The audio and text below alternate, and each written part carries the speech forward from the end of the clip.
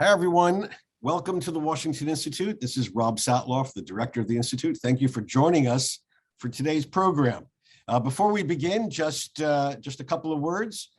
First, I want to take this opportunity to remind everyone to mark your calendars and register for our first in-person conference in more than 2 years. We're all going to gather in Washington for our Weinberg Founders Conference, May 4th through 6th.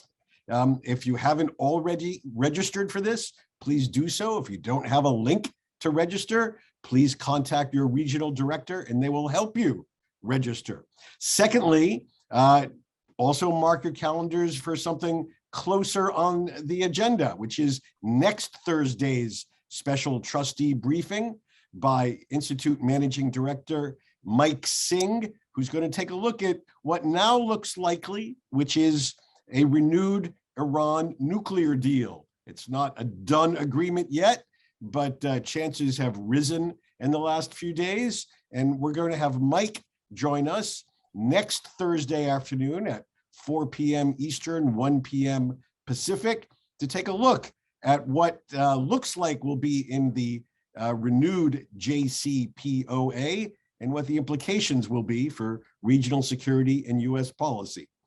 I'm about to turn the floor over to Professor Leonard Cole to introduce our guest. Let me just remind you that if you'd like to get into today's conversation, we ask you to use the Q&A function of your Zoom bar at the lower part of your Zoom screen. Please feel free to write questions or comments. Compliments are always welcome. Critiques, be kind, but questions are very welcome in the Q&A function at the lower part of your Zoom bar. With that, I'm turning the floor over to a member of our leadership circle, longtime trustee, Leonard Cole. Len? Thanks very much, Rob. And good afternoon to everybody. Russia's horrifying war on Ukraine has broken all the rules of international relations, but it's not the first time that Vladimir Putin has violated international norms. In Chechnya and in Syria, the Russian president demonstrated a wanton disregard for human life. As an official at the Pentagon, our speaker today, Grant Rumley, helped determine policies that would thwart Putin in the Middle East and advance U.S. interests. Grant is a senior fellow with the Institute's new Diane and Guilford Glazer Foundation program on mission. From 2018 to 2021, Grant served in both the Trump and Biden administrations as an advisor for Middle East policy in the Office of the Secretary of Defense. He held multiple roles, including as Deputy Chief of Staff, Syria Director, Jordan Director, and Israel Director.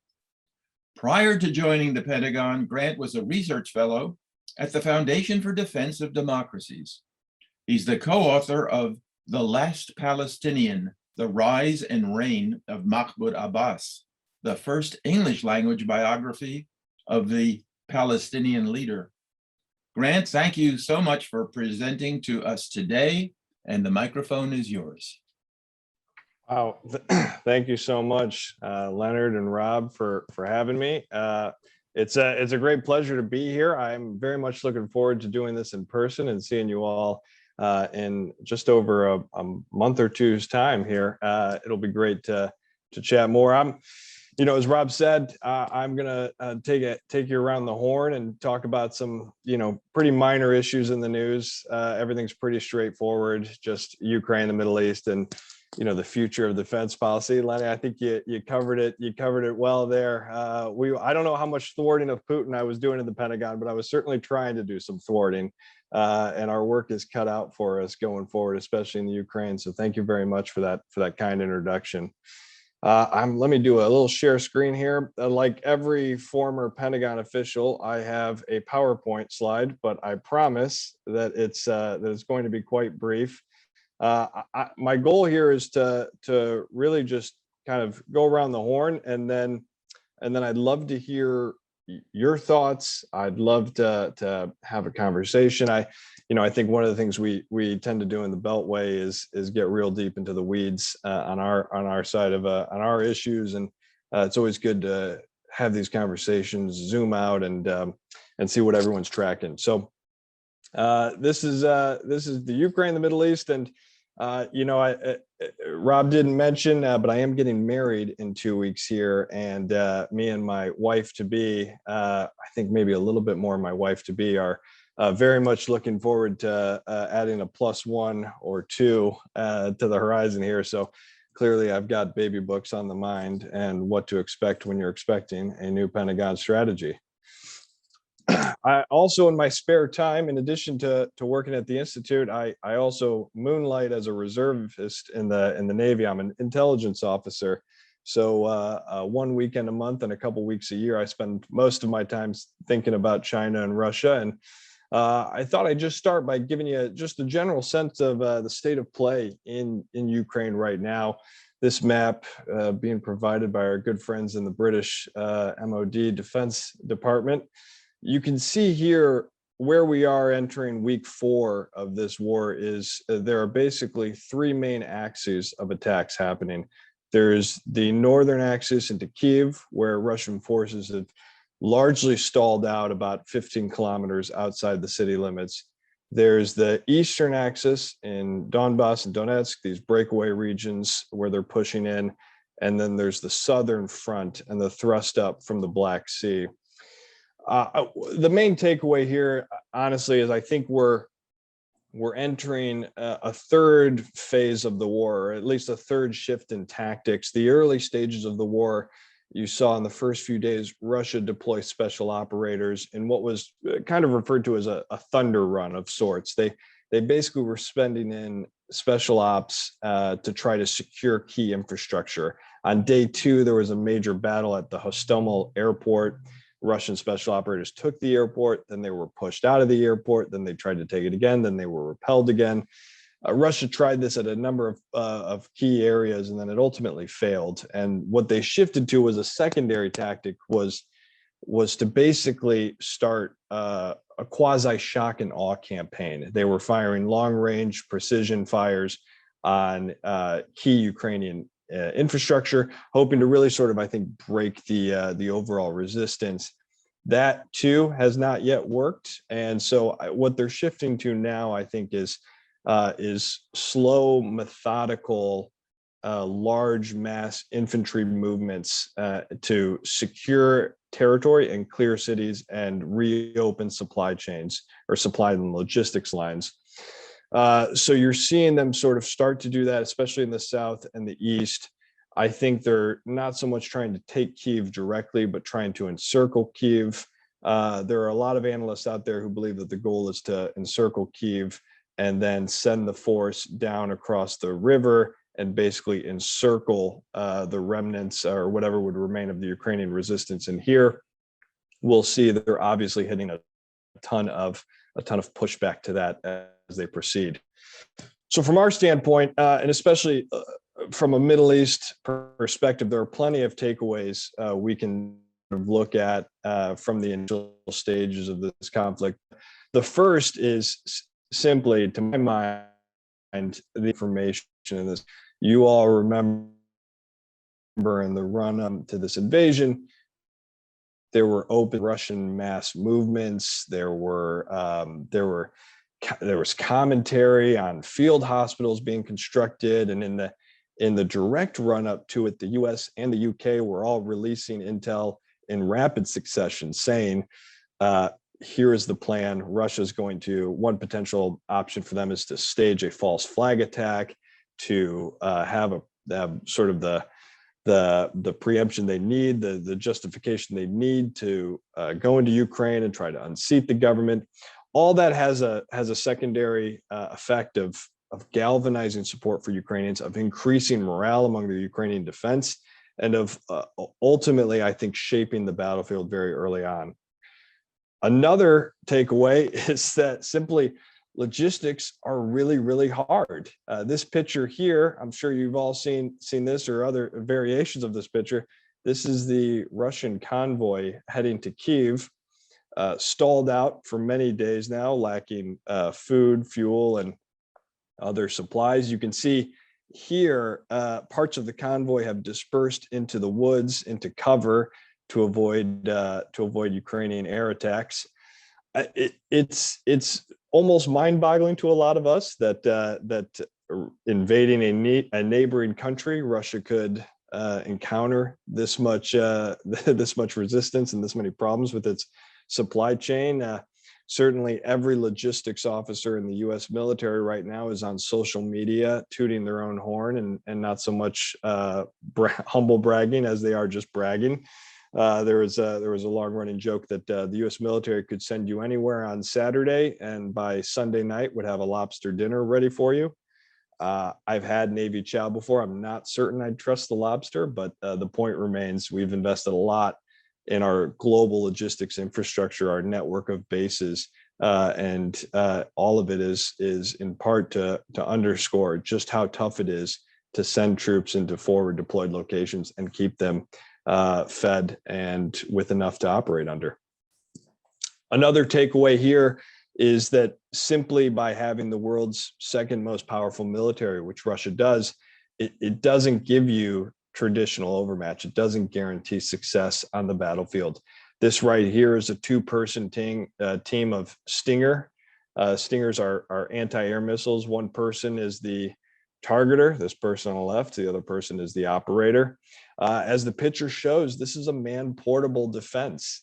These two can hide in the woods and they can shoot down just about anything within a 5 to 10 mile radius. That is, if you are a Russian combat pilot flying beyond your cover, beyond your line into an area where those assets exist, you're probably going to have a bad day at the office. And so that is, it quickly can bring even the most advanced militaries down to size.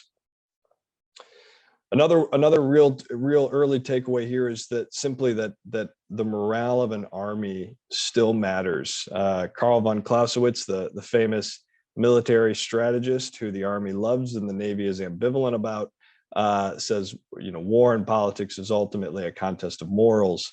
And morals and morale of an army is still is the major factor in deciding the contest. Here you can see President Zelensky visiting the wounded at hospitals. It is clear that the Ukrainians have both sort of a morale advantage, but also an advantage in international support for their cause. All right, what are some of the diplomatic takeaways we can sort of glean from the initial days of the conflict? The first is to paraphrase Tolstoy, and everyone seems to be paraphrasing him these days. There are decades where nothing happens and weeks where decades happen. I think Rob remarked very early on that it's quite remarkable how much Europe has mobilized and how quickly it's mobilized. For years, we in the US and especially in the Pentagon were begging our European partners to spend more on their defense procurement, to increase the proportion of their defense budget relative to their GDP, and getting pretty staunch resistance.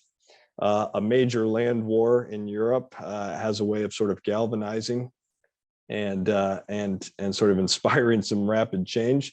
Germany in particular started with not letting the UK fly cargo flights to the Ukraine over their airspace, to only giving helmets, to a complete 180. Now they're giving small arms and pledging to buy the F-35. I mean, that is quite a surreal sea change in a rapid amount of time. And I think one of Putin's many sort of faulty assumptions with starting this war was that Europe and the West were disorganized and would not be able to come together quickly. And we are thankfully proving him wrong. Another is that all politics are local, and ours can certainly interfere at times, and it's most of the time it's productive. But sometimes it's not always constructive. I won't give the pop quiz here, but especially Navy Intel, we love what's called recce, or recognition quizzes, where our commanders give us pictures of various Russian, Chinese, and Iranian platforms, and we have to tell them what they are off the top of our head. I hope it gives you some reassurance that I still Google it about 70% of the time. But these are actually Polish fighter jets, and they're not all the same. The top two, or the top and the bottom, is a MiG-29, Russian made. You can tell it's a MiG-29 because it has the two engines here, and its weapons bay is internal. The middle two are US-made F-16s. They're F-16s because they have their single engine. Their weapons bay is right outside the mainframe, and their exhaust is a little bit closer to the nose and the fuselage. This is something you all saw in the news.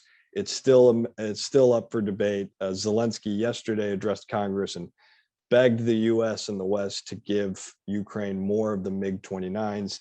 It's become quite the popular thing on both sides of the aisle here in town to demand that we give them.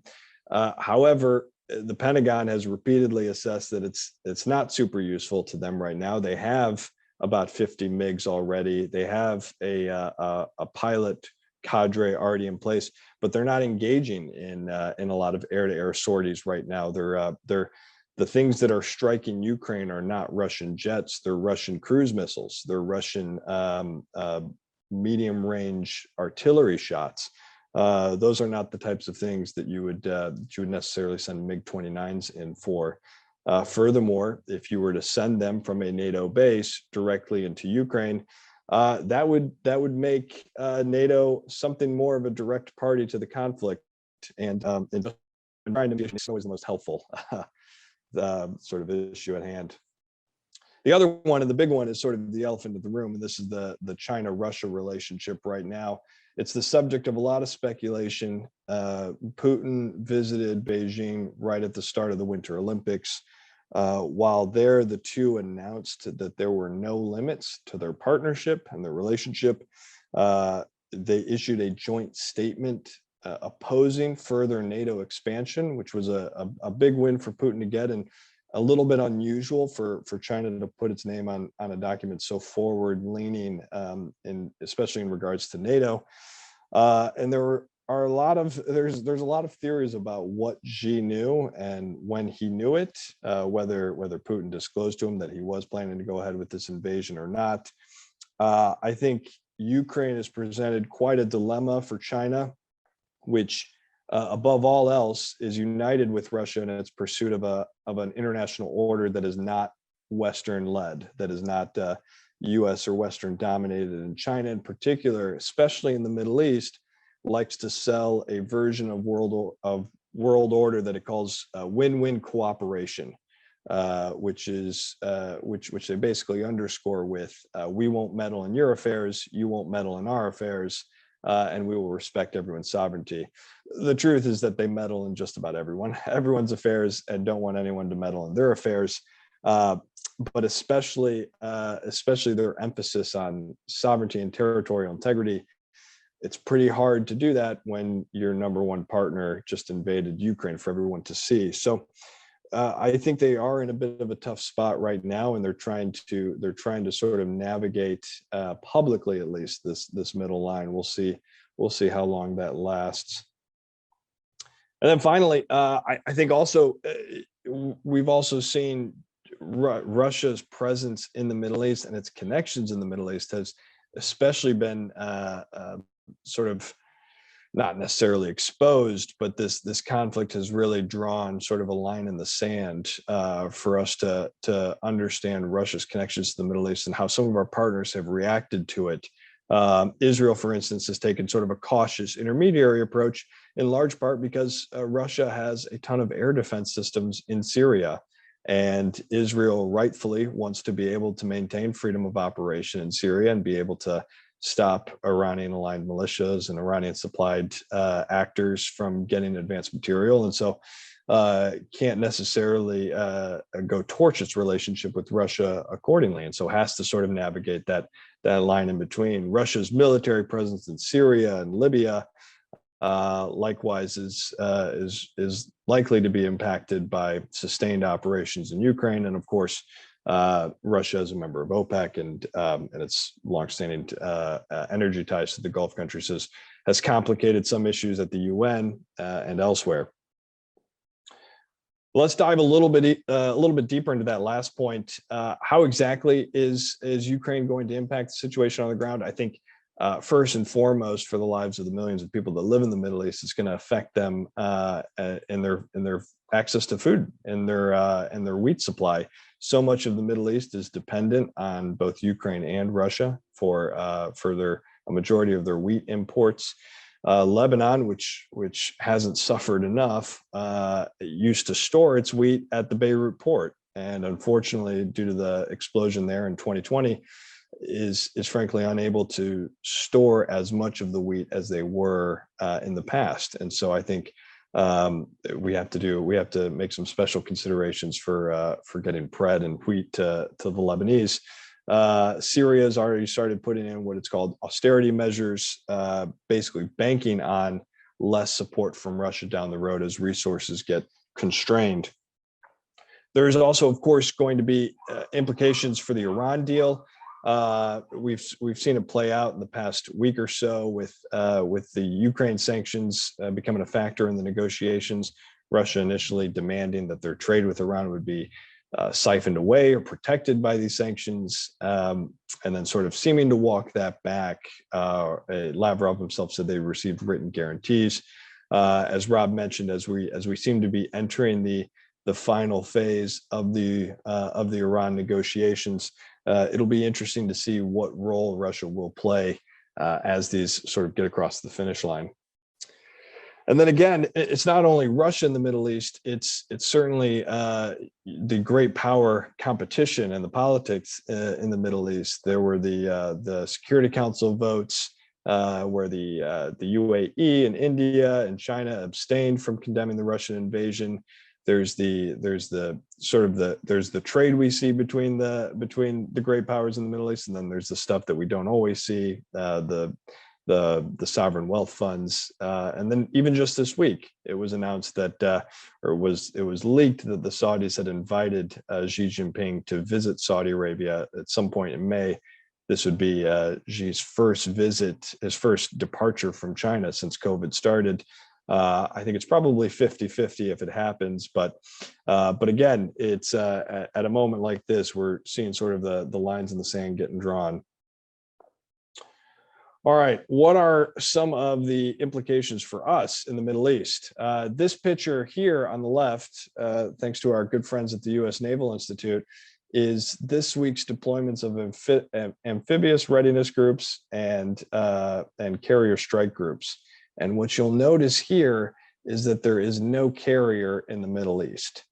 And I don't think we're going to see a carrier in the Middle East for a while. The closest thing we have is the Truman, which has extended its stay in the Mediterranean, I think is getting backfilled by the Bush in the coming weeks here. But I think Ukraine is going to suck up both all the sort of energy in the room for senior leaders, but it's also going to eventually start to strain our ability to conduct what I've called partner reassurance missions.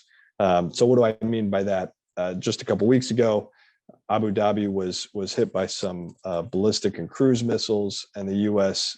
Pretty quickly plussed in the USS Cole and half a squadron of F-22s.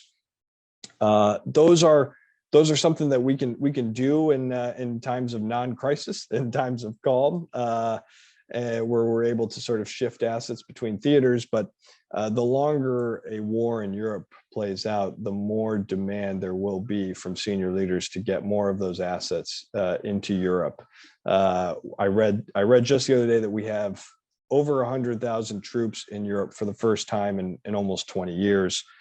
There's going to be second and third order effects on all the types of what we refer to as high demand, low density platforms. So things like Patriot missiles, things like advanced drones to conduct intel, surveillance and reconnaissance, advanced fighter jets like F-35s and F-22s. It's very likely the Middle East, that our partners in the Middle East will have to rely on, at least for the near term, a time when the U.S. might not be able to send in hard military assets in support of their operations. Down the road, and I sort of just touched on this. This is actually a Patriot battery in Saudi Arabia, actually, before it was removed earlier this year. There is the potential, of course, with this, and I'm looking primarily at Russia's presence in the region, that the longer this war draws out, the harder it is for Russia to keep some of its advanced forces in the Middle East as well. And so they may be strained, they may have to reallocate, and that may in turn create sort of vacuums that other actors may want to fill or try to fill. It may impact Russian arms sales to the Middle East, and that may sort of affect who gets in and who sells what there. But right now we're sort of in the eye of the hurricane in a way. And so it's a little bit hard to game out how this looks down the road, but I think it's likely that the longer it goes on and the longer the sanctions are in place, the tougher it will be for Russia to be as active as it was in the Middle East. And speaking on that, this is a little bit of a messy map here, but the broader point here is that Russia has spent a considerable amount of money and resources to establish bases in the region. In Syria in particular, it has built out the Hmeimim Air Base, which is just about here, and the Tartus Naval Base, which it had before, but Hmeimim is sort of billed, we in the Pentagon looked at it as sort of the Ramstein of the Middle East. We have our large Ramstein base in Germany where we conduct, we do just about everything out of there. We have medical facility, we have intel facilities, we have planning and launching and hangars. Russia has spent a lot of time developing that facility in order to both project power in Syria and support Bashar al-Assad, but also to project power into the Eastern Med. They're also looking at doing something similar in Libya at the Al Jafra base. They've been in talks with Sudan about building a naval base along Sudan's Red Sea coast. All of that now, I think, is probably, if not in jeopardy, it's certainly at risk the longer this goes on and the longer the sanctions go on. Elsewhere in the region, one of the key facets of Russia's involvement in the Middle East has been their arms sales. They rely heavily on arms sales. It's a top 5 export for them, usually right after oil and gas. They primarily have sold to about 5 countries for a bulk of their goods, Egypt being one of them, Algeria, India, Vietnam. I'm blanking on the other one right now, but there are a number of agreements they have with U.S. partners in the region that concern us. That one, I mean, they're selling the S-400s to Turkey, basically broke the defense relationship, or at least severely fractured the defense relationship. Egypt is in the middle of taking some of Russia's Sukhoi 35s. And the Egyptians they seem to be a little unhappy with them. We can get into that later if you'd like, but in general, Russia uses arms sales in the Middle East as a sort of a counterpoint to the U.S. and a way to try to pull partners out of our orbit. Their ability to do that in the future is probably going to be constrained given the sanctions. All right, and last but not least, a new national defense strategy is on the horizon. You're going to see this in the news coming up here, I would imagine within a month or two, just given the fact that it was supposed to come out in January or February, but these things tend to get delayed when a major land war breaks out in Europe. What is the national defense strategy? Why is it important? Really, just briefly, the NDS, we've had 4 or 5 of them in the past 20 years. They are the president's articulation of what the biggest military threats are, what the priorities are, and how the Pentagon should equip itself to address those threats. What did the last one say? I'd love to read you a quote from a certain Secretary of Defense, Jim Mattis, introducing the last one. It is, quote, "We will continue to prosecute the campaign against terrorists, but great power competition, not terrorism, is now the primary focus of U.S. national security." So if you're wondering why everyone in DC says great power competition all the time, it's because the previous administration, in particular in its NDS, emphasized the key facet of great power competition.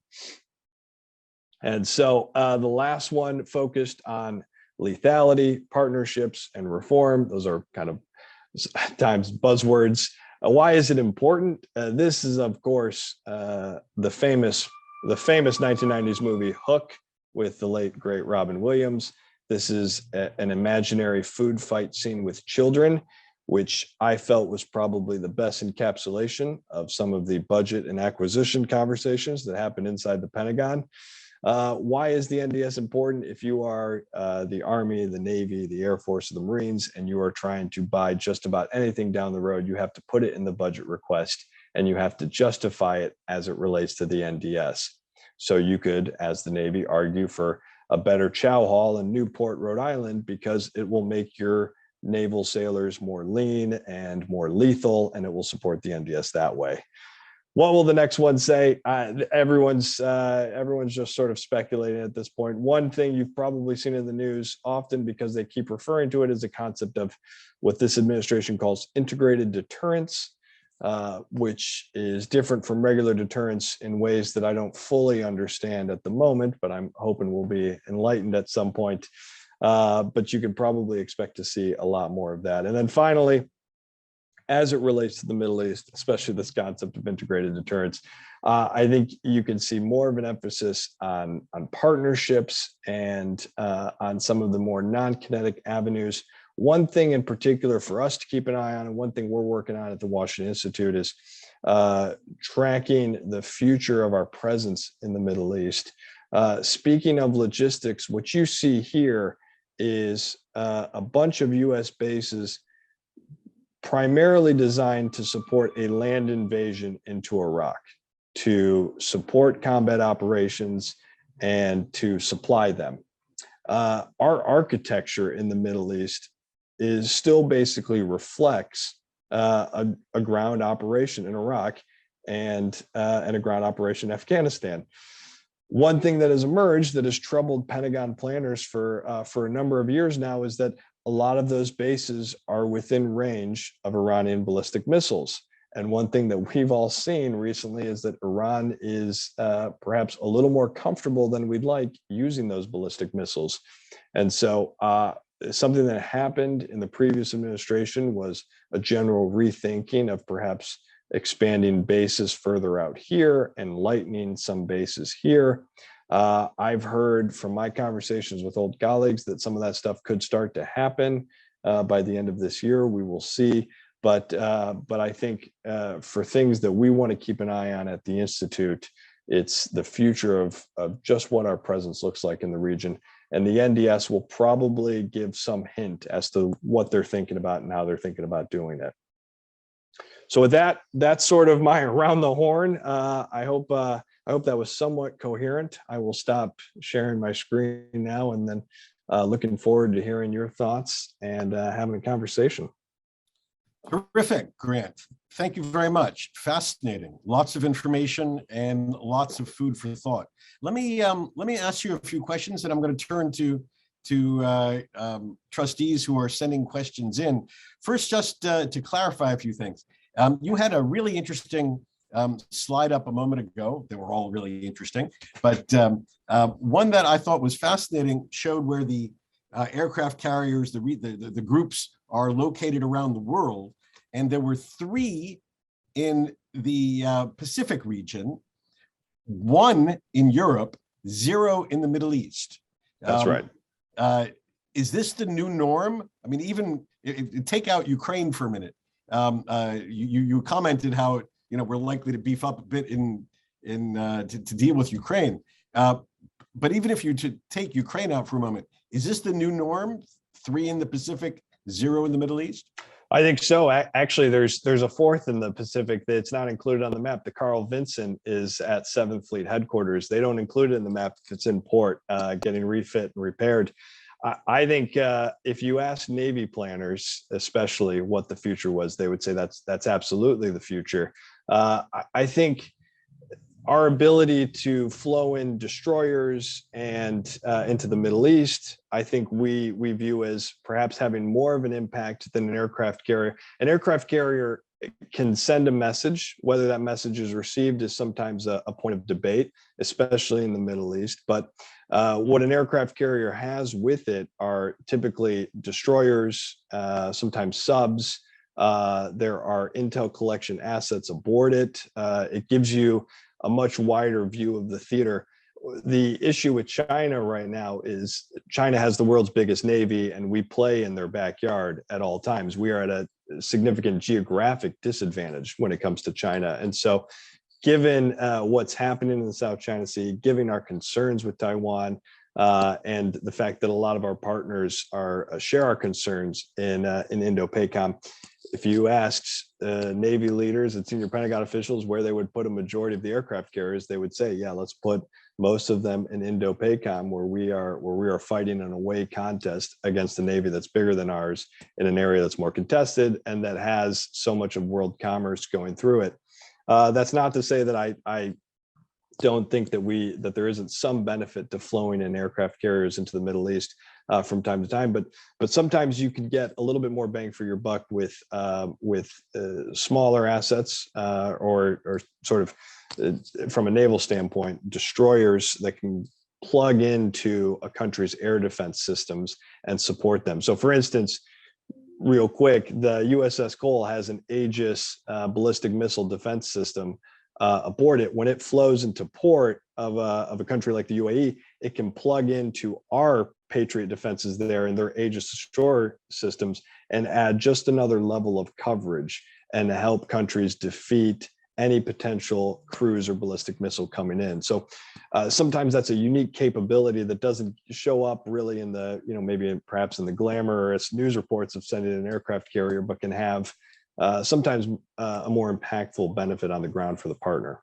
So, you had that fascinating slide of where these carriers are around the world, and then you had another slide of the bases in the Middle East, and there seem to be quite a few. So my question here is, there is so much talk in recent years about American withdrawal from the Middle East. When you actually look at the numbers of troops deployed, not in Afghanistan, but troops deployed, in what we would call the Middle East, the Arab part of the Middle East, have those numbers gone down appreciably? I hadn't seen any by the time I was leaving that was anything that was major. I think you and I have talked. I'm not certain what's worse, any potential reallocation of assets or this narrative that we're withdrawing. I think when we hear from partners that we're withdrawing from the Middle East, I tend to read that as them accurately reading that our appetite to engage in combat in the Middle East has gone down, and that's gone down in multiple administrations. Basically since the defeat of ISIS. I don't think any president right now has the appetite to engage in a conflict in the Middle East. And so that message is received by partners, and I think they internalize it as, well, the US wants nothing to do with the Middle East and they want out. I mean, a really good example of this is Saudi Arabia right now. They are facing more than any other country in the world ballistic and cruise and drone attacks, constantly testing their air defense systems. We've given them Patriot systems. We sold them Patriot systems. We've given them training on how to use it. Patriots are really good point defense. They can defend infrastructure. They are not designed to be the end all be all in a country's defense. Patriots are meant to defend it for a certain point of time while that country is able to conduct operations to prevent them from being launched. Obviously they're not able to do that in Yemen. And so inherently there's tension between us who say, like, well, we gave you the Patriots, we're doing as best we can. And countries in the region who are saying, well, you're not addressing the root cause here. And our sort of unwillingness to do that, and for a number of reasons at home, our unwillingness to sort of get involved in conflict in the Middle East sends a message that to them we're withdrawing. So the bottom line is our overall infrastructure is still largely in place. I don't think our numbers have changed dramatically, but it's the perception that they will at some point, perhaps, that's worse. That's exactly what I wanted to underscore for our participants today. This gap between the reality, I mean, the numbers. America is not any less is not appreciably less present in the Middle East than it has been for a long time.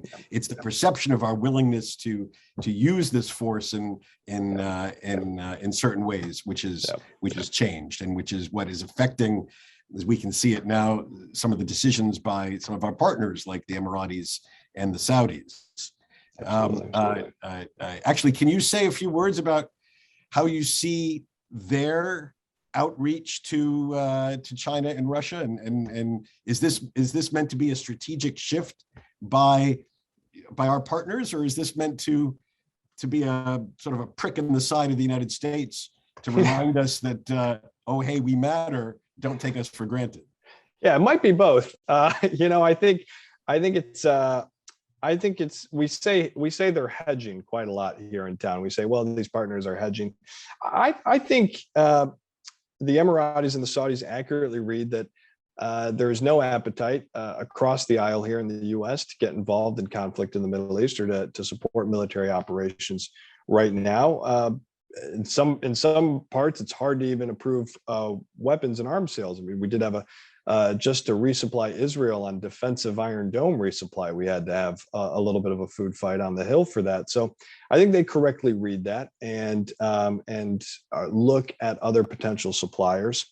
I think the Emiratis and the Saudis think that they can, on the one hand, continue to host thousands of U.S. forces and to participate in some operations with us, but also have close economic ties with China. And I think they see a middle of the Venn diagram there that's quite large, where they're able to sort of be close with us militarily and close to China economically. I think what I would caution them, and what I know people at the Pentagon are cautioning them on, is that China doesn't always view that commercial military divide the way the US and some of our partners might view it. And so China will very likely use its close commercial ties to then leverage into potentially more, potentially military security coordination. There were reports last year that China was building a secret facility in the UAE at the Khalifa port there. China's first overseas base was established in Djibouti in 2017, in large part to serve as a hub for its anti-piracy task force that basically helps patrol the Red Sea so that Chinese shipments can get through the Suez. So I think we're kind of in tensions at time with our partners, but the U.S. has to do, I mean, we have to do a better job of making clear what the stakes are, of what the risks are in terms of a closer relationship with China, and working in ways in which we can provide more for them on time to their needs. Otherwise, we are sort of we're fighting with the losing hand when they look elsewhere.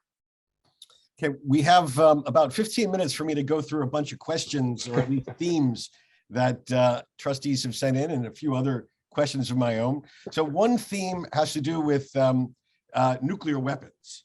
Nuclear weapons that we've seen Putin threaten the use of in the Ukraine context, and the implications of this for countries in our part of the world. So first, I don't know if you have any comment on the potential for the use of tactical nuclear weapons in the Ukraine theater, and then more broadly, if you're sitting in the Middle East and you're looking at the Ukraine story, whether it's the implications of Ukraine giving up their nuclear weapons decades ago, or Putin threatening their use now, what messages are you getting? What lessons are you getting about the role of nukes in your own national security strategy?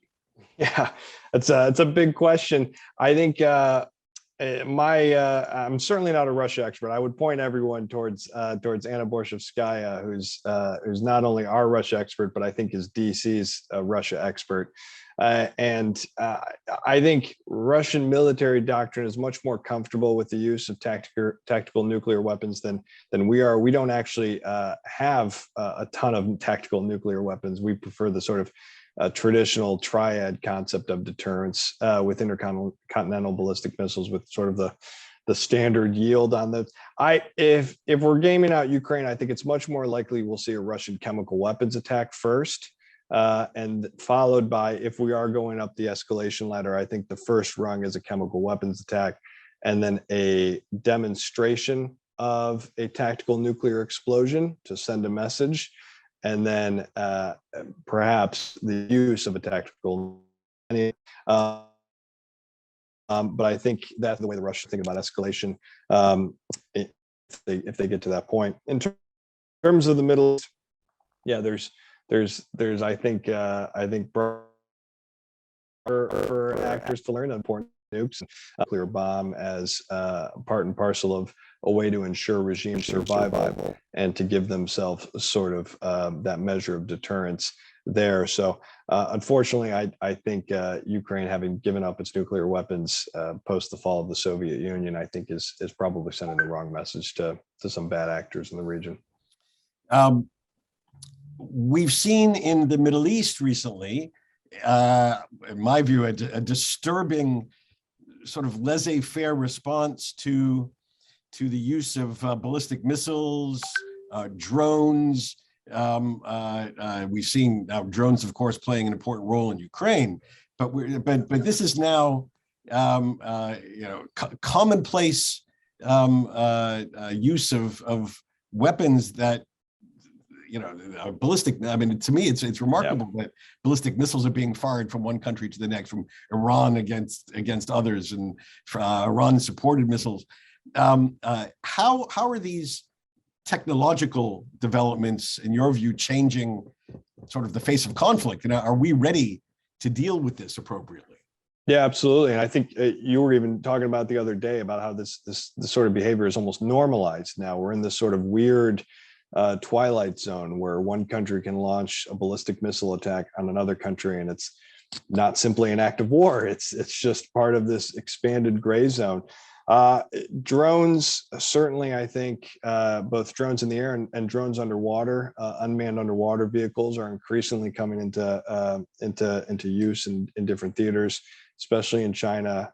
Iran just flouted some unmanned loitering torpedoes that they're claiming they'll be able to sort of field. We'll see what the development is there. But I think right now it's clear that we and our partners are on the back foot. Drones, there's just a major cost offset. Drones are cheap and you can fly them in swarms. You can buy them off the shelves. You can attach a few grenades to them and fly them into a US base. And you can overwhelm air defense systems. It's kind of an ancient calculation. How do you overwhelm an air defense system that has 8 missiles in it?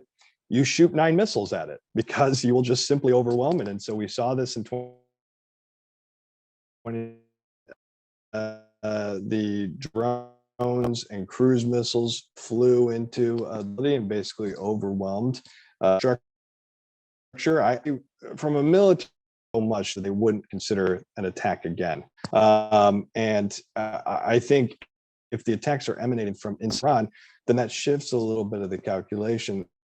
Now, this isn't going to, I think, at any point in a reprisal attack inside Iran for a ballistic missile attack on Iraq. But I think we have to be clear-eyed that unless we sort of give our partners more means for defense and perhaps more means to go on the offensive in certain parts of the region, we're just kind of inviting more of these attacks, unfortunately. And that leads to another question. If we're going to give our partners, or if it's important for us to give our partners the means, and for our partners to work together to use these means effectively, how is it going with Israel now and CENTCOM?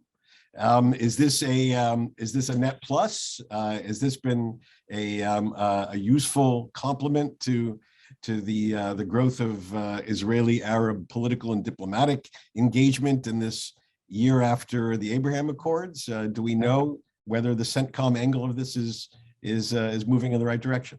Yeah, I think it absolutely is. I think it's a net plus to me, and I think this is probably coming from where I sat. I think it's one of the best outcomes of the Abraham Accords.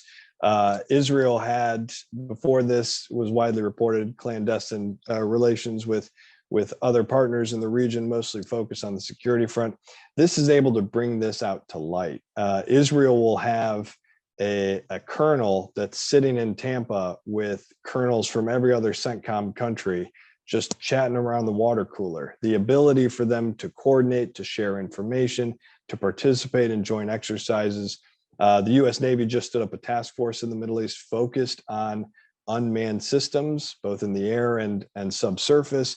Israel participated in exercise with the Navy and our other partners, Bahrain and the Emiratis there just recently. This opportunity, it's a great opportunity, and frankly, if you're not reading about it, I actually think that's probably for the best, because coordination is happening beneath the surface, and they're able to coordinate, and hopefully it leads to things like sharing more intelligence, participating in more joint exercises. And ultimately, it's a reflection of the reality. Previously, we did have Israel in the European Command Theater, and what that means when a country is in a combatant command is that assets in that combatant command are tasked in defense of certain countries in terms of crisis. And so Israel's defense would have come from Europe, from assets staged in Europe. Moving them into the Middle East, into CENTCOM, I think in times of crisis or need to plan and flow in things faster, is just going to be all that much more helpful for Israel's defense and integration. So to me, and just coming from the Pentagon, I was quite thrilled to see it. And even if the United States, as you said, is not likely to take the policy decision to be assertive against Iran, does this deepening defense cooperation in a practical sense allow Israel and our local Arab partners to cooperate better against Iran? Yeah, I think it absolutely does. I mean, I think there's also, in my mind, if you're going to focus on great power competition, you can't just focus outside the Middle East. It's taking place in the Middle East. And our longstanding partners have security calculations of their own.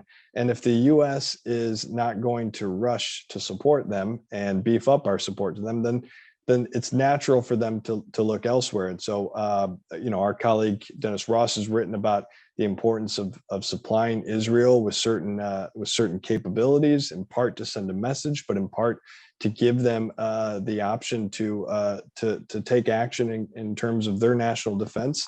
I think one clear-cut example is Israel has spent the past almost 10 years here striking Iranian targets in Syria. It's postured its air force and what it's bought over time to be able to strike in Syria. It is not postured its air force to conduct a long-range mission into Iran. And so ways in which the US can support that, we can help them procure more advanced tankers so they can refuel. We can help them with regional integration on planning. We can help them with intel sharing and assets like that. I think I'd like to see perhaps a little bit more of it, but those are avenues in which we can sort of work back to reassure our partners that we're still involved and we still care, even if we are thinking about conflict elsewhere.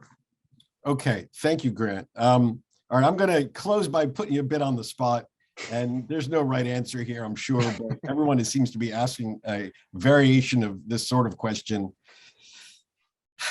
How does Ukraine end, Grant?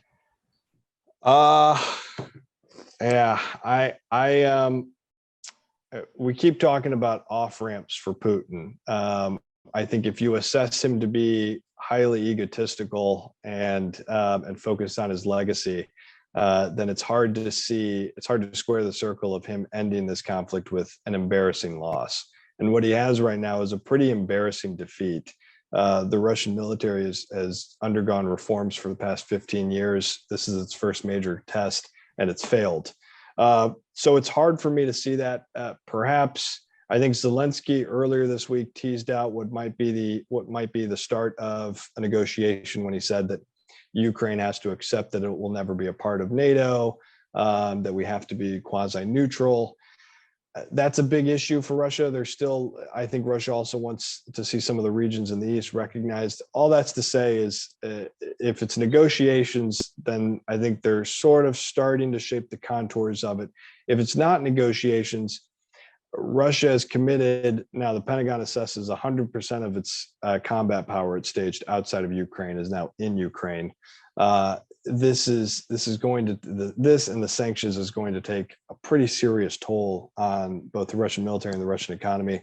If it's not negotiations, I see it turning into a quagmire. I don't see the Ukrainian will to fight as diminishing anytime soon, and so it seems to me that it's quagmire with the potential for escalation into hopefully not, but chemical weapons and worse, or some type of negotiation that involves some pretty serious compromises.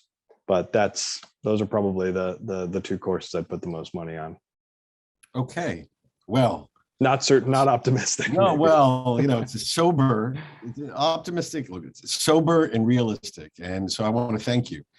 Thank you, Grant, very much for your insights on this nexus between security and strategy in the Middle East and the implications of the Ukraine crisis on the part of the world that we focus on principally. I want to thank you, Lenny Cole, for opening our program and introducing Grant. And I want to thank all of you for joining today's event. Again, mark your calendars for next Thursday afternoon with my colleague Mike Singh, looking specifically at the prospects for an Iran nuclear deal, what's in it, what does it mean for nuclear policy and more generally for regional security. And then, of course, May 4th through 6th here in Washington, our Barbie Weinberg Founders Conference. Thank you for joining us at the Washington Institute. Have a good rest of the day. Take care.